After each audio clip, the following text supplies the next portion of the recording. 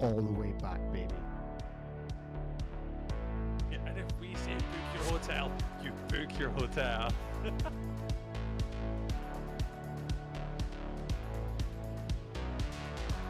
But my lord, I have soiled myself.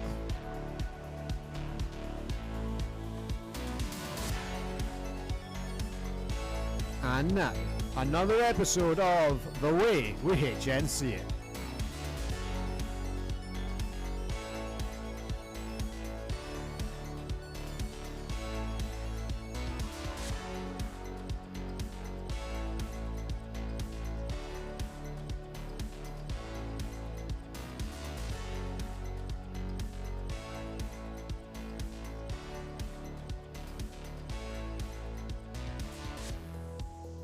Hello ladies and gentlemen, welcome back to The Way We HNC It. I am your host for this evening, Cammy Wilson. Tonight I am joined by two of our newly crowned British champions, Alice Briggs and Laura Carter. Welcome to the show. Thank you. How are you guys? How's the past week been for you? Crazy. Yeah, it's been a mental week, as I'm sure you can understand. I think it's still sinking in what happened this weekend. It's strange going back to normal life, back to work, all that sort of stuff.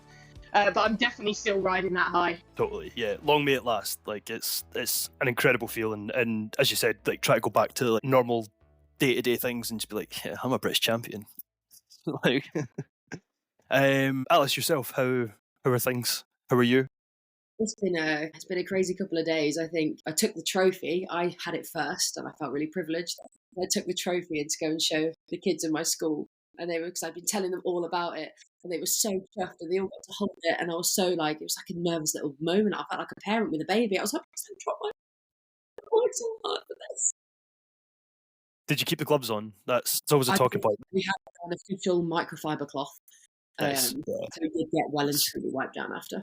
Yeah, it's a fingerprint magnet, that thing. It is. Okay, so going back to the start of the season, a couple of forfeits, but obviously quite a strong start. How have things changed from game day one coming up all the way through to finals? Has there been much change in the teams? Game So one much was change. an interesting one because we played two games effectively that day. We had Leicester Huntsman and then Iceni. So Leicester Huntsman, we had our strong squad, we had our main starters who were all just ready to go after the forfeit, and then it was quite a long day. And that was really nice. And then playing Iceni, who we absolutely adore, our second squad that we didn't quite have enough players for this season, but it was their time to shine.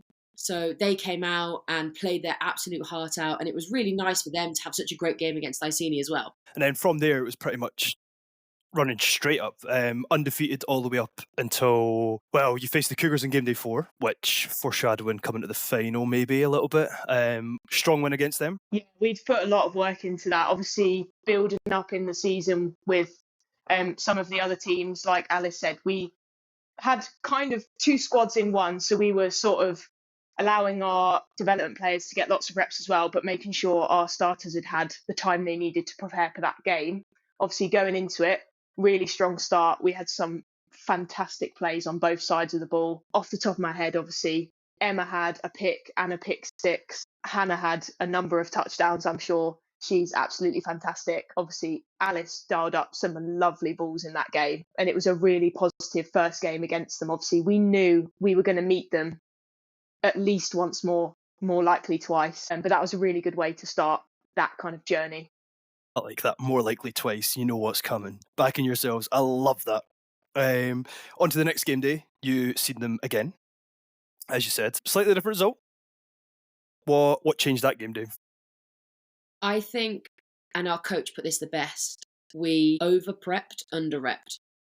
Okay. And it was absolutely true. We had gone over it and we'd gone through footage and we'd said, oh, this will work against them, this will work against them, we can try this, we can try this. But then they'd done the same thing on us and they adapted better on the day than we did. And I mean, I think it was 24-0. We did have a couple of touchdowns that was fingertips away, but they just outplayed us that day. Absolutely deserved the walkover that they got. Yeah, do you know what? I think it was needed. I think they played a fantastic game and we needed to have that fire lit under us to kind of come back and be stronger. I think if we'd have beat them again, I'm not sure we'd have the same outcome at finals that we did. I think it really made us work. And I know props to them. I know the Cougars worked as well up to that second game. They put a lot of work in after the first result and obviously came back, beat us 24-0, I think it was. So we then did the same leading up to finals. We had to put in a lot of extra work, which made the difference. Obviously 1 point, but we just about did enough. So Point's a point. A winner's a winner. Yeah, so obviously you wrapped up that game day. That's quite it's almost quite painful to finish the season on that. So you then had quite a bit of an extended break up until finals. What was the preparation in those few weeks like? Well, after we lost the game, our next game was Nottingham Green, which again was a perfect opportunity for our debut squad to go out and do what they needed to do. So us starters, we went off in the changing rooms and we just said, right, what on earth has gone on? What can we do to change it? And we sat there and we made a little group chat and we spreadsheeted every morning, every afternoon, every evening for the next 3 weeks. And then we colour coded it. Of course we did. And so when we had more than 5 or 6 people available in one afternoon or one evening, we got together and we either did film review, we did just general training, we did offensive specific, defensive specific. And I think that level of preparation, we were training at 1.5 times a week. And it was phenomenal. That's what did it, I think. That and the commitment from the coaches was phenomenal. Yeah, they were incredible. I mean, we can't do them justice, all the work that went on in the background, because I don't even think me and Alice know. Like she mentioned, there was a spreadsheet. They basically sat down and went, every spare minute of our time and theirs was spent on how do we fix what happened, how do we win, and how do we prepare. I'm still in shock. They thoroughly deserve that win. I can just see how much of their personal time went into it and money as well. So we had like a camp weekend the week before finals where we had 3G sessions. We had our mixed guys coming down to give us like scrimmage reps. And it was just so needed, but so much time and effort went into it from the mixed team and the coaches. And yeah, we owe it to them. Right, it's the joys of having a big club as well and having the experience that the Panthers mixed team come down and help you, and as you said, your coaches too. I think that truly, not just obviously having a lot of resource and being a big club, but as you said, like actually sitting down as a unit trying to identify what went wrong and how you're going to fix it is the elite level that we look for when it's come to this, and ultimately the reason why you guys are British champions. I get shivers when you say it. You can just see it by the smile on your face.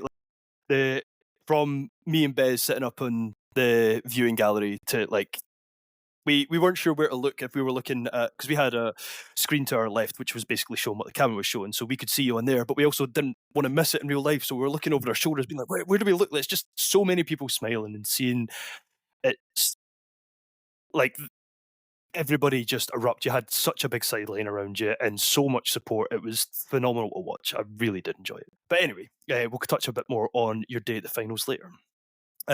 What else was there anything else through the season that really spurred you on or helped you prepare, or any moments that sort of clicked for you? I think as a team, we just get on so well that even in our spare time, we were like, oh yeah, let's think about anything but American football.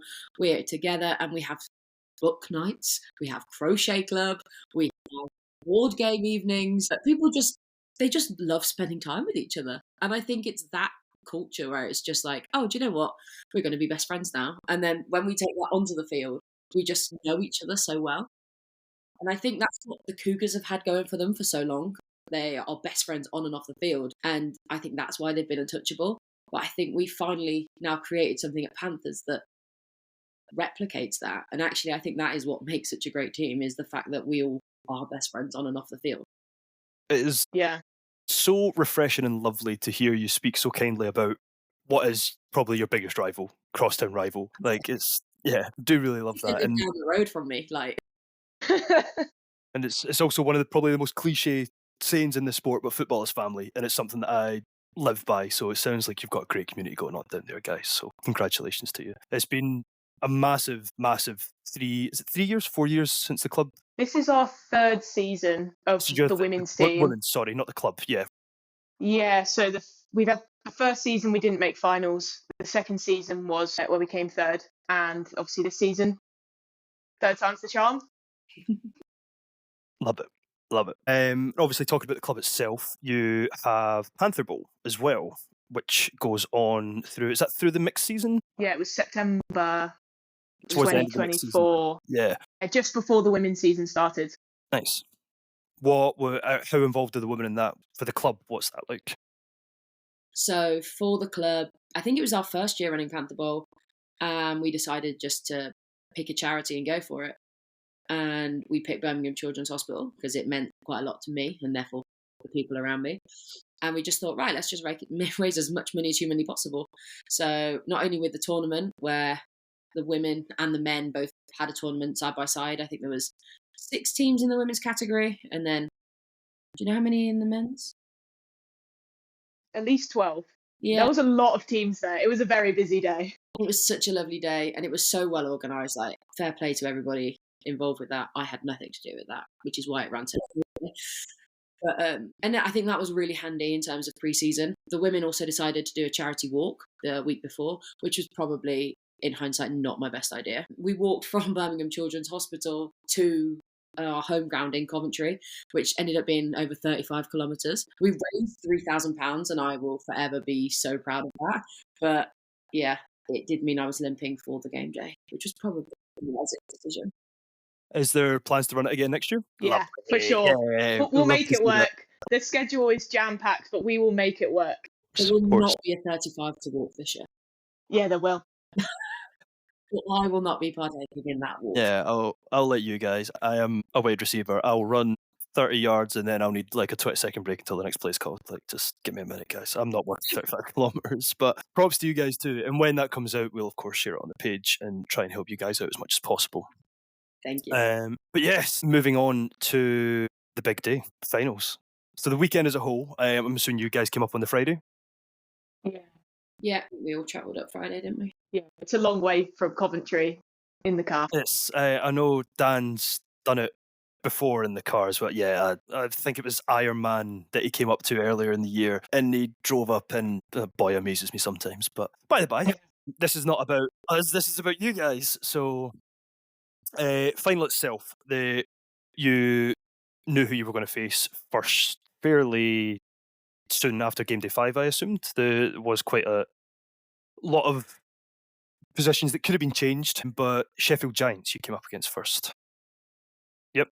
Yeah, that was an interesting game, actually. Obviously, that's the game we definitely knew was happening. So we'd done a little bit of prep, but we found with the women's team, we take a little bit of time to shake off nerves and get clicking. So we definitely took the first half to find that. I think at the half, it was 6-0, and that was a pick 6 from the wonderful Abby Snelson. So she definitely took a little bit of stress away from that game, because we're sat there thinking, if we don't pull this together, we're going to go out first round and it's going to be really awkward. But we did find it in the second half.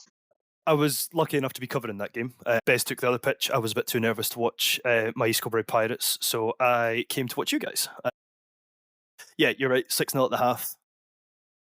Bez came over to me and was like, why are you not posting anything? And I'm like, no offence, guys, but there's not been much to post. But then it comes the second half and my camera was not stopping. Yeah, great second half. Truly clicked into gear. Changed the football. Who'd have thought that one little thing? Yeah. We went from a leather to a composite and suddenly everything clicked. Do I remember you saying that you couldn't, I'm pretty sure it was one of the first passes you went to make and it just like slipped straight out your hands. I remember you speaking on the sideline about this.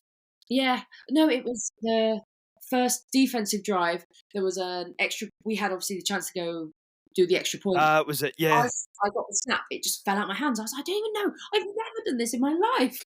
Yeah. Of course you blamed your centre. That's what QBs do. Poor Jodie.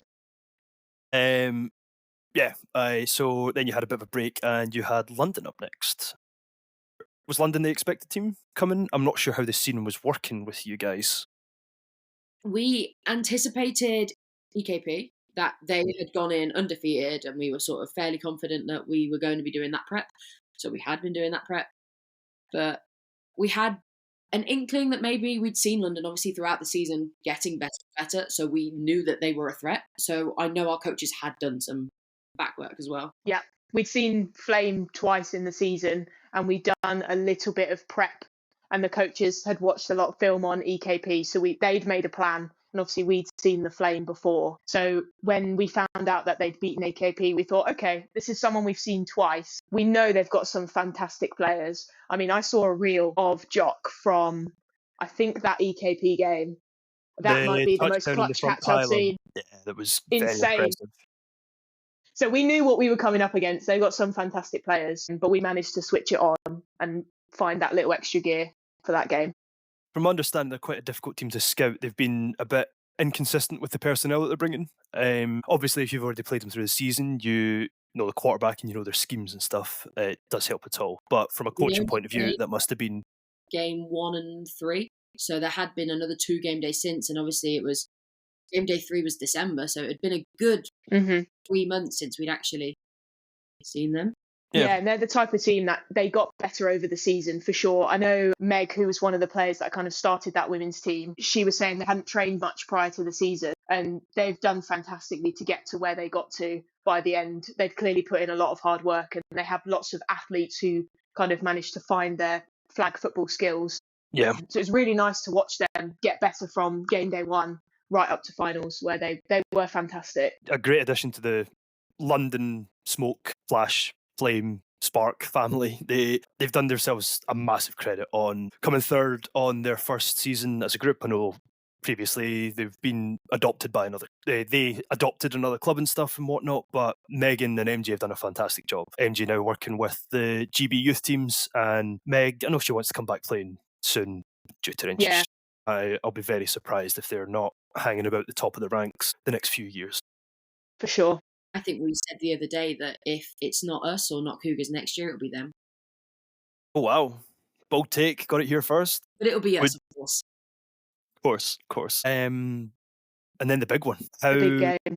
The big game. We were commentating on the third place game, the Pirates Titans, while you were warming up below us. There was a minute where we went off air. I think we were showing a video or something, or we had an interview down the sideline, and me and Bez were just like so relaxed. Like I don't know, you probably weren't. You were probably screaming internally. I can imagine from up where we were, you were sitting in a circle, stretching off, looked chill as could be. It was me and Bez were actually quite astonished. Like, this is really big game.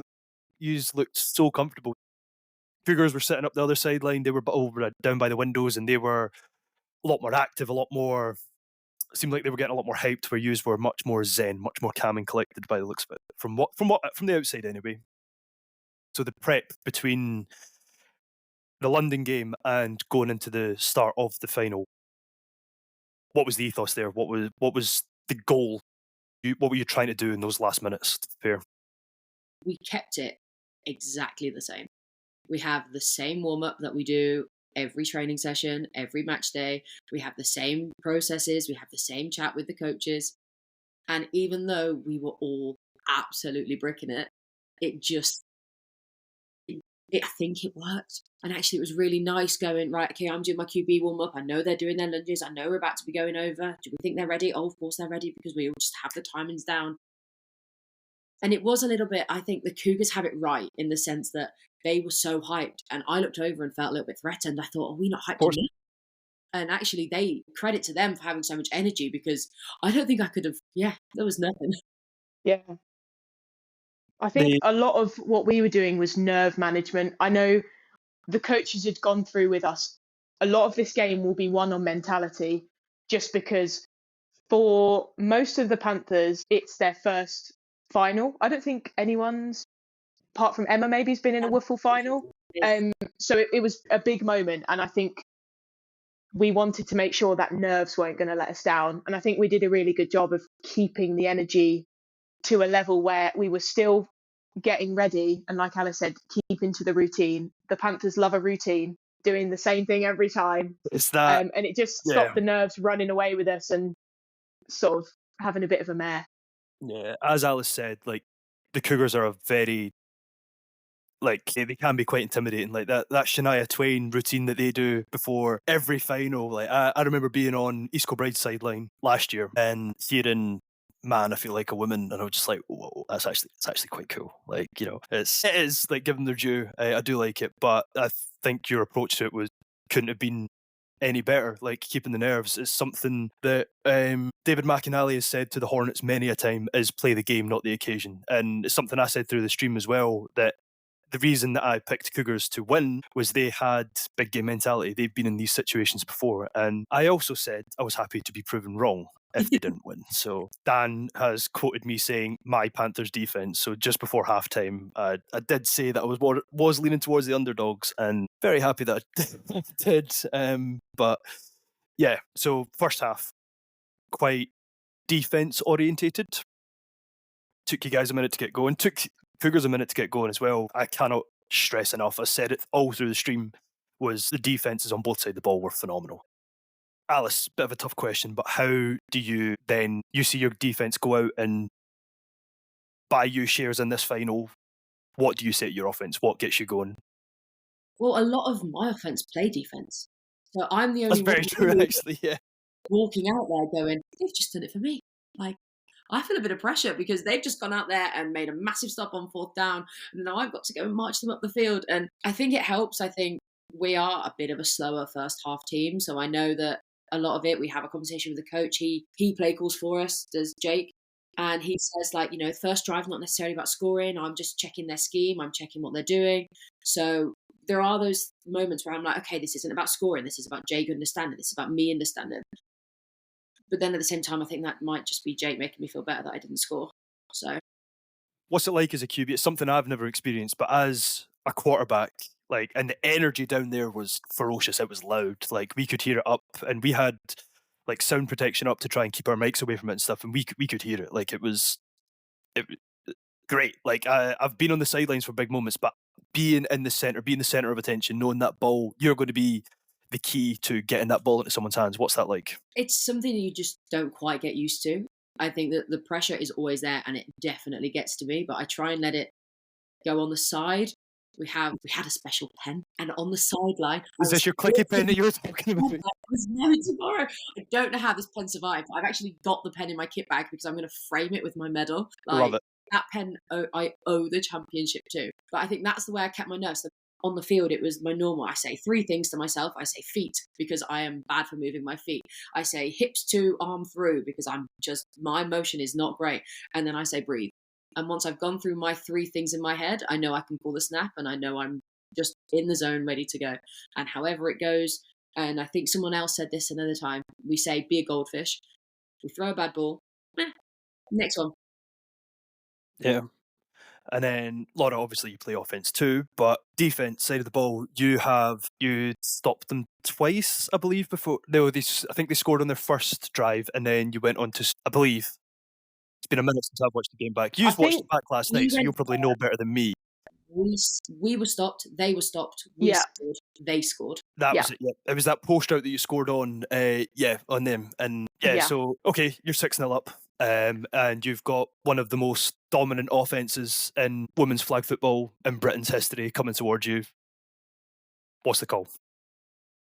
Oh man, the pressure. I mean, we'd worked on some very specific things to try and take away. We'd obviously watched their film. We knew there was a couple of plays that they would go to in a pinch, and we know the receiver that they'd go to in a pinch. Obviously, Grace, fantastic receiver, one of the best easily in the country. She is fantastic. So we tried to kind of keep to our normal stuff. We didn't want to change too much, but be aware of what they were doing, so that when it mattered, we could make those couple of plays. All it was a couple of stops. We said, if we can stop them a few times, and if we can turn the ball over maybe once, we will change this game and make the offense's day a lot easier.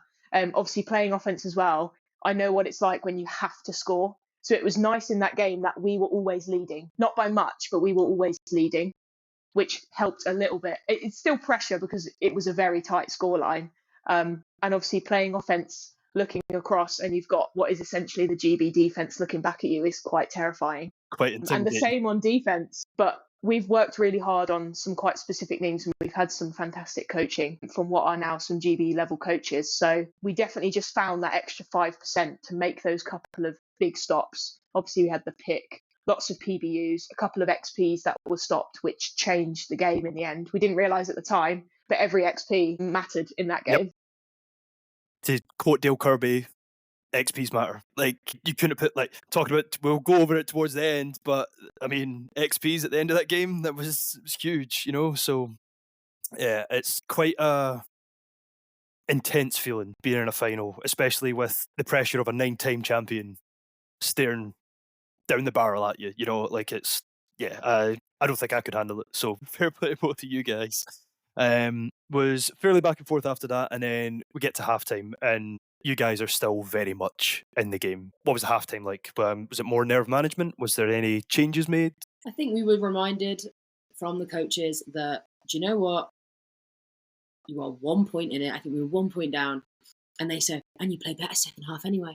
And it was like, oh yeah, we do. We can still do this. I don't know if we do, but it was just that fed into us. And I think the coaches were on the sideline absolutely bricking it. But then we called into a huddle and they're so confident in this. They're like, you're still going to go and win. You still can do it.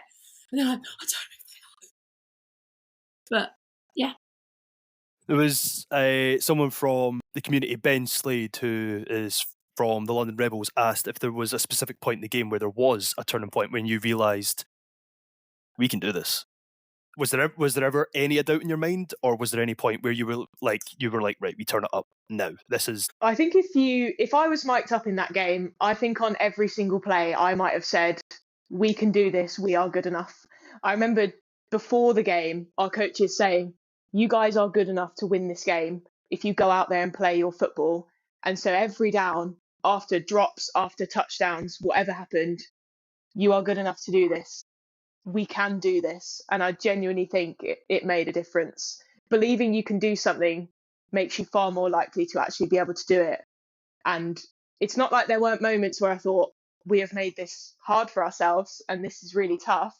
But we banded together and we play for each other. Whatever happens, drops, missed tackles, touchdowns, whatever, we play for each other. And that shows because we celebrate together, but we also pick each other up in those moments where if we'd have let our heads drop, we might have gone down a score. We're picking each other up and we're finding that energy to keep going and keep in that game and fight right to the end. And it took a lot to keep fighting when it went to a tie and then the overtime and the XP shootout. We had so many opportunities to give up and let our heads drop and say, we can't do it. But we didn't, and it paid off.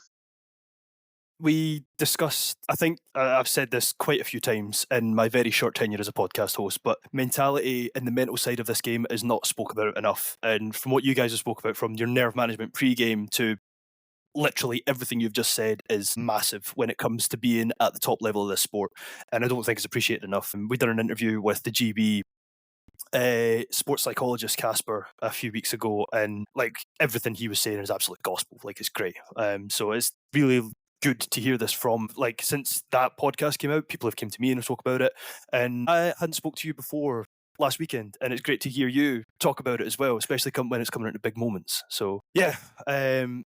Second half, was there any big moments in that you really recall? The second half was quite a blur to me. There's a lot of moments watching it back that obviously there was one specific moment that I'm sure you'll remember, Laura, that interception, but besides that, there wasn't really, like, when I was watching it back, I was like, I've said that was a good play and I don't even remember it. But was there anything specific for you guys that? I think it was the fact that we kept going one touchdown ahead, but then we'd missed our very first extra point. So we'd go one touchdown ahead, and on the side, I'd go, yes, we can do it. And they'd score, and I'm like, you're making this difficult. Like, it was so hard. And then the second they tied the game within the 2 minutes and then missed their extra point. And then in my head, I'm thinking, this is a draw. This game is in my hands right now, because either way, I'm taking it to overtime or I'm winning. And so that, for me, we had about minute 50 on the clock. And that for me was a massive thing in my head. I was there like, this is down to me. If I play this right, if I think about this strategically, this is mine to lose. Yeah. Kelly Barrett obviously going for that. She caught the 2 XP and she was tackled short. Sorry, the 1 XP and was tackled short, which led the game to a tie. And then, yeah, as you said, a minute and a half. The pressure on you and, was it Jake, your head coach, did you say? The signal caller? Yeah. Shoes I would not like to fill. Yeah. We marched the field as well. We did. Yeah, you played it perfectly. Like, it was either kill the clock or score. There's no in between. Yeah. And, well, it was curious. This is actually a question from me rather than anyone else, but After the game, did you then get another coin toss to decide who went first for overtime? So I think the coaches did it though, because I think they knew we did not have the headspace to do anything but be told what to do and sort of nod and go, yes, we understand. Okay. Would either of you have preference? Would you? We spoke about this on the stream. Marta said that she would quite like to start on offense, but I would much rather send my defense out there first. Would either of you have preference? As a quarterback, I'd rather let my defense do the talking, because then I'm just responding and I'm not losing the game, but I could win it. As an offensive player, that's probably why I would like my defense to go first. But Laura, from the other side of the ball. Yeah, I mean, it's hard because we had it a nice way around because the defense made a stop. So it was the offenses to win. I think if the defense hadn't have made a stop, it would have been a really horrible feeling for the offense knowing this is now yours to lose. Yeah. But I still think I would send the defense out there first, just because, like you say, I think the pressure is on their offense then to set the tone. Yeah. And it paid off, so I guess we'll just keep doing that if it happens again. But hopefully it doesn't, because it was very stressful. I can imagine. And then obviously no score on that, so it went to the XP shootout. And I'm not sure who actually made the breakup, but it was quite a lobbed pass over to Grace Conway in the back corner, and it got broken up. It was. Was it yourself? Yeah, I came off the centre. So, do you know what was funny? We'd been told just before the shootout, watch for the over. The over is coming. They'd thrown that maybe 3 times in that game on their XPs and touchdowns. It was what was killing us in the end zone. Exact same corner each time as well. Back left. Yeah, so I had the coverage over the centre, and I remember just as soon as Millie's arm went back, I thought, I'm going, because I know where this ball is going, and I've played defence long enough, I should know when to take a risk. And thankfully it paid off, because if she'd have thrown that to the centre, I would have been really embarrassed. But I think I waited just long enough to make sure it wasn't going to happen. And then I just got maybe 2 fingers to the ball and just pushed it away enough. It was phenomenal. Which was a really good feeling. It's one of those things. It's been a weird season. I've had a couple of injuries in the season, and I've always felt like I've had a little bit more to give, but I just could never find it. And it was really nice that finally up here and down here coordinated at the same time to do something. Actually kicked in, yeah. Like it was a phenomenal play. Like the body positioning to make sure that you didn't draw the penalty, like in such a big moment. Like that's proper key fundamentals. Like your body just going on autopilot and just going mine. Yeah, like loved it. Obviously had to be quite short-lived because you then had to trot straight back onto offense. This, like, I cannot imagine a more difficult 6-yard pass that you had to throw, Alice. Like you almost look surprised when, again, sorry, I cannot remember who it was that caught the XP. Elliot. Yeah, you just kind of looked a bit surprised and were just like, oh, you're very wide open. What happened there? But yeah, like I can imagine that like second the ball was in the air was probably one of the longest seconds of your life. Everything went in slow motion. Like I said on the post-match interview, not that I had any recollection of what I said on that post-match interview because I was nervous energy. It was you let out a big squeal at one point. I can remind you of that. But it was we'd practiced XP shootout because as much as our game plan was, you know what, you're going to go out there, you're going to have fun, and you're going to give it your all, and if you win, you win. Great. We'd gone, but if you don't, here's an XP shootout. So we'd practiced it against the mixed lads. And in the XP shootout, I am notoriously bad at extra points. My percentage is not great. But in the scrimmage against the lads, we got it. So out of 6, I got 5. So in my head, as we walked on, I was like, realistically, I'm all right here. We're going to win. So I'd already told myself that we were going to win. And then we'd got Hannah, who's just a fantastic player. In the American slant, a jerk. Yeah. And I expected it to be quite a narrow window, so I just slid round the blitzer and just gone, yeah, do you know what? Let's just give this a little go. And she was wide open, and part of me was like, can I still throw this ball? Is that fair? Like, I don't know what to do here. You almost look surprised that it was that wide open. Well, then with the coverage lined up, and I saw that she was on Lottie Laidler, my heart sank a little bit. I was like, no, you want to, please. She's so good. Yeah, she's a great defender. Yeah. Yeah, then ball's caught, referee's arms raised into the sky, and you collapse onto the floor crying. As I went onto the before I was like, I hope this is a best of 3. Like, that's my immediate thought. Even if it was, you put yourself in the best start position possible. So, like, yeah, we had Marta on the sideline, and we thought we were going to get.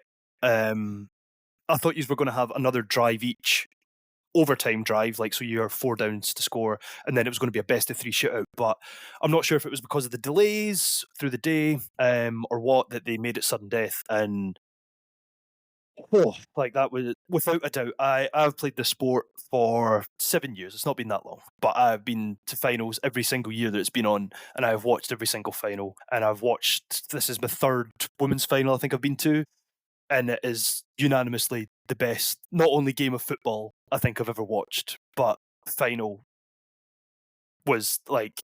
There's a point at halftime when Bez asked me what I thought of the game, and I just said that I was so excited that I couldn't even think of anything to say. So thank you on behalf of the BAFA community for 1, putting on such a entertaining game, and 2, being so brilliant. Like, it was like seeing the Panthers' whole community on that sideline rush into one big pile on the floor was amazing to see, and you guys should be really proud of yourselves and your club.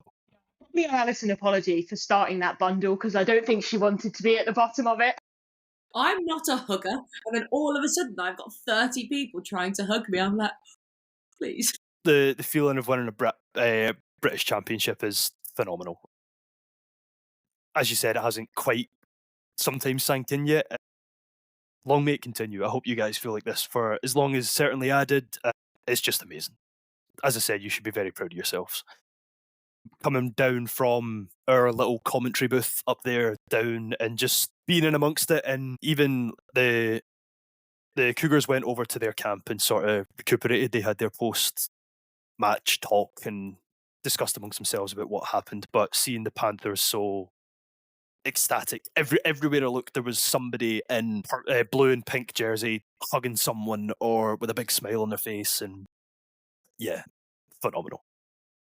It was the best atmosphere ever. Everybody was just so chuffed for us. But what was even lovely was, even despite the delays, a load of players from other teams had stayed to watch. And then they all came over and congratulated us. And because we'd had the split season this year, we hadn't seen any of the teams from up north. Yeah. It was just so nice to share all of these emotions and all of these moments with everybody. I love it. I think it's so exciting as well to see the level of women's football go up and up every year. I mean, we've got to give credit to the Cougars because they fought tooth and nail in that game. And it's really nice to see the standard going up and up. I mean, they've had 9 of those national titles, and I think 6 of those were in a row. No other team has even come close to what they've done. I don't think any other team's won it more than once. So it's just really credit to them for what they've done. And I'm sure they'll continue to fight for more. I'm sure they'll want that 10th one. It's just really nice to see the standard and everyone pushing each other up.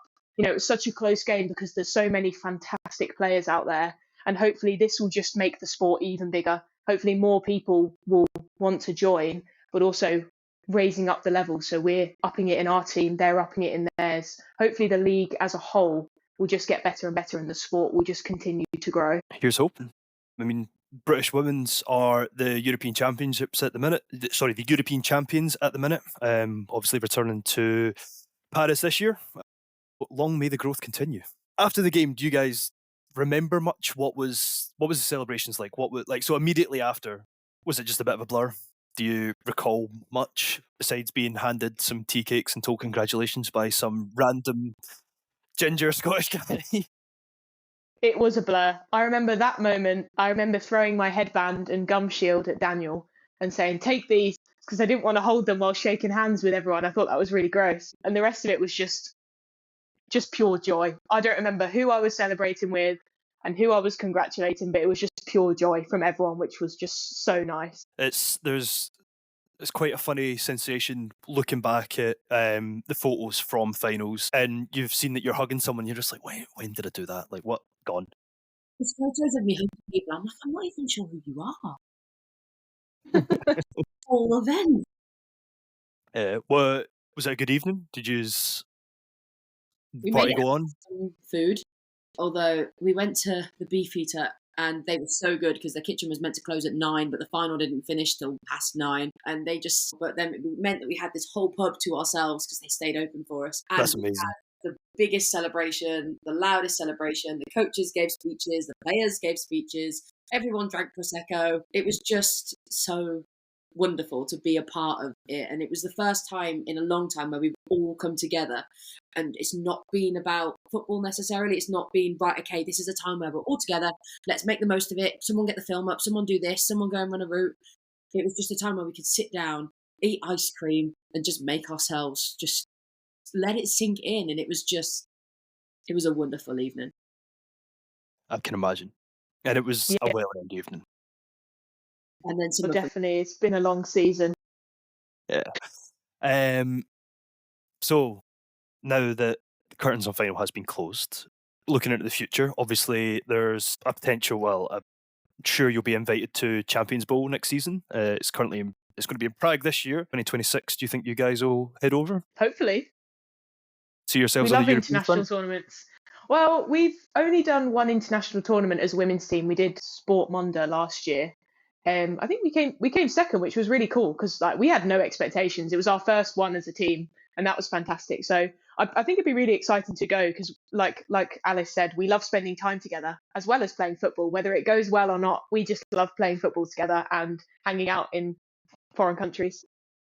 Great. And is there any other plans for the future of the club? You said earlier potentially talking about a second team. Yeah, I'm sure you saw our sideline was full of players. We were so close to starting a second team this year, but we just didn't quite get it all together in time. So we're really hoping for next year to have two teams in Wiffle, one as more of a development focus, and obviously our starters focusing on potentially going back and winning that title again. I mean, shout out to our Devi players because they had a role to play in that final as well. The energy they brought, the help they provided on the sideline, we definitely couldn't have done it without them. But it'll be really exciting for them to get their own season with all the games for themselves. It'd be really good, and I'm really excited. I hope we can do it. Look forward to it. Good. Well, again, thank you so much for being so gracious and coming on with us and putting up with our nonsense on the game day, trying to pull you aside for interviews, and Alice, your post-game interview. And Laura, congratulations on being the way we HNC its MVP, and I hope you enjoyed your tea cakes. Thank you. Yeah, it was a huge honour. I was not expecting it. That whole game was a blur. So then when I was told that I did something good, I was like, great. That's great. I'm glad it went well because I don't remember half of it. I felt incredibly rude because I had to have Bez had the team sheets all open on his laptop, but anytime I went to go and look, he needed to put the password back in. So anytime you made a play, I was trying to look. I was like, "Who's it's 81 you wear, isn't?" Yeah, who's 81? And I had to get Bez to tell me about 4 times. But yeah, I was shouting 81 or eventually your name quite a lot. But yeah, congratulations again, guys. It was my favourite quote of the whole thing was your pat down in the XP shootout, and all I hear is, "It's that woman again!" There's that girl again. Yes, there's that girl again. Yeah, I've been quoted saying 2 things, and I said my Panthers defense as if I'd supported you from the start, and I tried to correct myself, and I was like, do you know what? No, my Panthers defense. Yeah, that's. And then of course there's that girl again. I've been told that I need to get, after being such a turncoat, I need to go and get myself a Panthers jersey. So there's been arrangements made. So you might see me in blue and pink at some point, but I think that would suit the attire. yeah. But yeah, unless there's anything you guys wish to say. No, just thank you so very much. I mean, it's been an absolute to win this year, especially as the coverage is getting better and better, and your partnership with Kamhara and just everything that you guys are doing for the sport. I feel like it's been such an honor to win in the season where you guys are boosting it and we're boosting it, and it just felt like such a fitting end. So thank you so much. Yeah, it's amazing that the sport's got more of a voice. It's really nice to have commentary over the game. It's not something I've really experienced before, but it makes it so much more exciting for people watching at home. And then when you watch it back, that you've got people getting really excited about what's happening. Yeah, massive thank you to Comhara for making me and Bez, who, as I said on the stream, are 2 idiots who just love a game, because look somewhat professional. So thank you so much to them. But yeah, thank you very much for joining me. That is goodbye from Alice. Thank you very much. Thank you. Bye-bye. Goodbye from Laura. Thank you. Goodbye. And that is The Way We Hate Chelsea.